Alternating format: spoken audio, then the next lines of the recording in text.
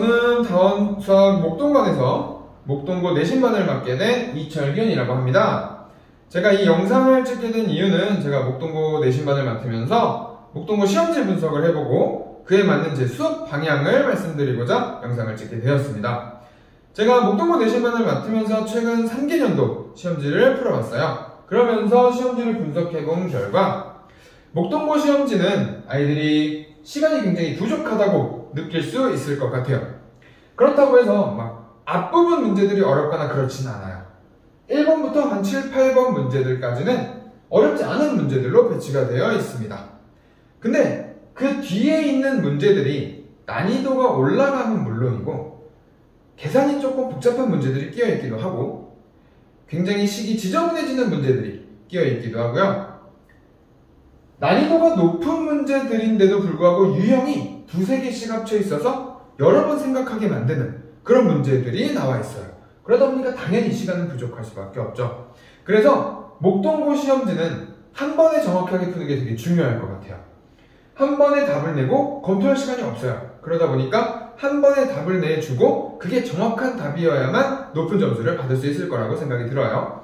또한 그 다음 시험지 유형들이 어렵지는 않은데 실수를 하게 만들어요. 실수를. 여기서 한번 꼼꼼하지 않으면 이 꼼꼼하지 않으면 너 여기서 틀릴걸? 이라는 문제 유형들이 있었어요. 그게 어떤 유형이냐면 문제를 해결하지 못하는 게 아니라 너무 금방 해결을 했는데 답이 틀려요. 그게 왜 그런고 하고 봤더니 문제만 한번 다시 읽으면 내가 조금만 꼼꼼했더라면 내가 구하라는 것만 한 번만 다시 봤더라면 조건을 한 번만 더 봤더라면 답을 똑바로 낼 수 있는데 왜 개수 한두 개 차이로 답이 틀려지는 그런 문제들 있잖아요. 그런 문제들로 배치를 해놨어요. 더군다나 객관식 보기에 그 실수할 수 있는 보기들이 들어가 있어요. 그러다 보니까 한 번 실수를 하면 본인이 실수한지도 모르게 되는 거죠. 그런 문제들을 중간중간에 배치를 해놨어요. 그리고 그 다음으로 넘어가 보면 식이 난이도가 어렵지 않은 문제들에서도 식이 너무 지저분해서 어려워 보여요. 이게 그냥 식이 문자로서 길게 적혀 있으니까 내가 만약 이게 숫자였다면 분명히 금방 어렵지 않게 풀어낼 문제들인데 문자로 써 있어서 너무 기니까 어려워 보여. 그래서 문제를 보자마자 지를 겁먹고 이걸 어떻게 해결해야 하지? 라고 말하다 보니 그냥 문제를 어려운 문제도 아닌데 본인이 어렵게 만들어버리는 문제들, 그렇게 생긴 문제들이 종종 끼어 있어요. 또한 시험지를 보면서 느낀 건데 이건 제가 시험지를 3개년도 풀어보면서 느낀 건데 매년 나오는 유형들은 꼭 나오더라고요. 그게 대표적으로 어떤 예가 있냐면 집합의 연산 부분의 대칭차집합에 관한 얘기, 대칭차집합. 이 친구에 관한 얘기는 18년, 19년 집합이 시험 범위에 들어있는 연도에는 꼭 들어있었던 얘기고 20년도에는 이제 집합이 시험 범위에 들어있지 않았던 내용이고요. 또한 도형의 이동에 대칭성을 이용해서 이 선대칭을 이용하여 최소값을 찾는 문제. 자, 이런 문제들은 18, 19, 20년도에 전부 다 들어있었어요. 그것도 그림도 똑같아요. 이게 어떤 그림이냐면 삼각형 주고 안에 삼각형 만들어서 이 둘레의 최소값 만들어봐. 이런 문제들은 매해 들어있었습니다. 이런 걸 보면 매년 선생님들이 중요시하는 유형들은 꼭 내겠다는 얘기예요. 그래서 물론 내년에는 올해는 안 나올 수도 있고 내년에 또 안 나올 수도 있지만 이런 문제들은 나올 확률이 높으니 더 많이 반복해서 나오면 절대 틀리는 일이 없도록 해야 할 것 같아요. 그러면 이런 특징들을 갖고 있기 때문에 제가 어떤 수업 방향을 잡았냐면 이 목동고 시험지는 프린트에서 대부분 출제가 된다고 해요. 그죠? 이 프린트에서 출제가 되는데 이게 한 숫자만 바뀌는 정도라고 얘기를 하기 때문에 프린트를 최대한 많이 반복시킬 거예요. 모르는 문제가 단 한 문제도 없도록. 근데 프린트 양이 굉장히 많아요. 프린트가 보통 15장에서 20장 정도가 시험 범위가 된대요. 그럼 그걸 내신 기간 내에 다 보려면 너무 힘들겠죠. 그래서 프린트가 나오는 대로 매번 갖고 와서 한 번씩은 꼭 풀어볼 수 있도록 수업을 진행할 겁니다.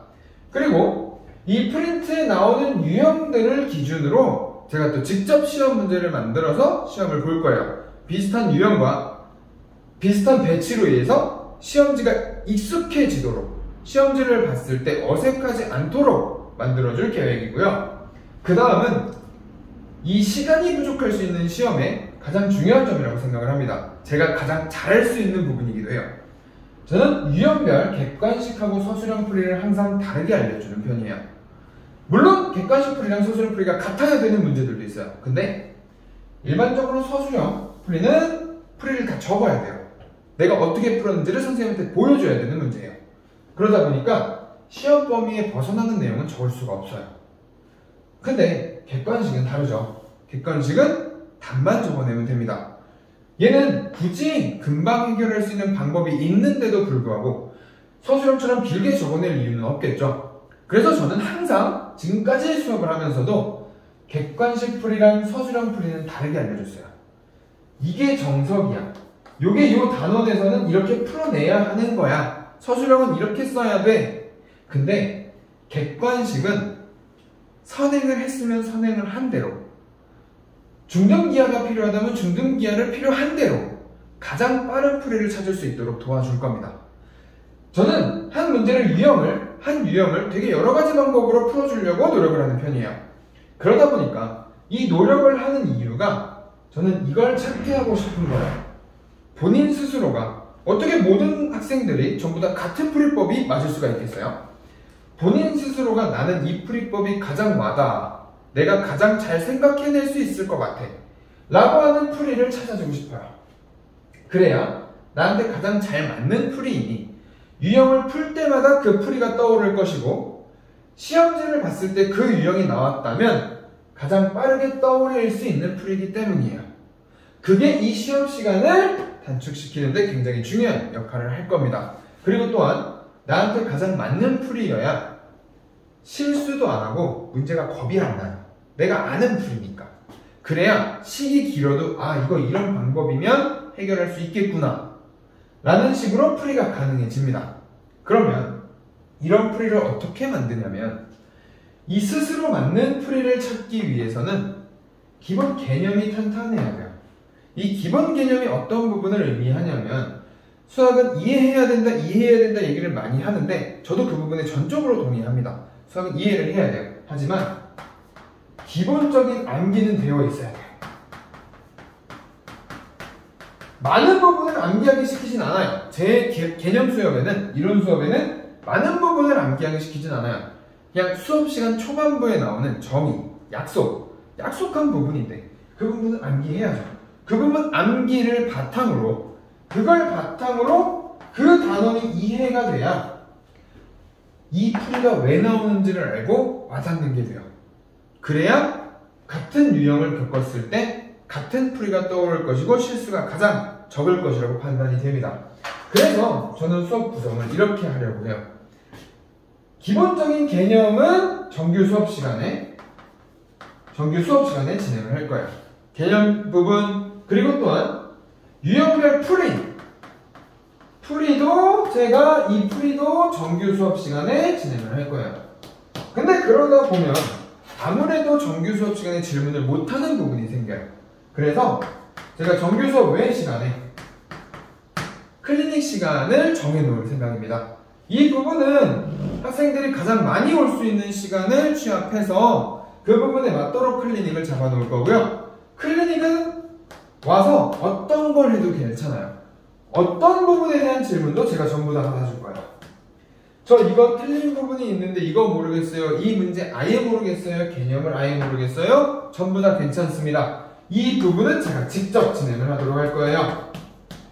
그래서 최대한 많은 부분을 저한테 질문할 수 있는 시간이 이 클리닉 시간일 거기 때문에, 물론 정규 수업 시간 내에 질문이 해결이 가능하다면 그러면 좋겠지만, 그게 만약에 안 된다면 이 클리닉 시간도 충분히 활용을 할 거고요. 이 클리닉 시간 안에는 아까 말씀드렸던 프린트랑 비슷한 유형의 시험을 보는 시간도 있을 거예요.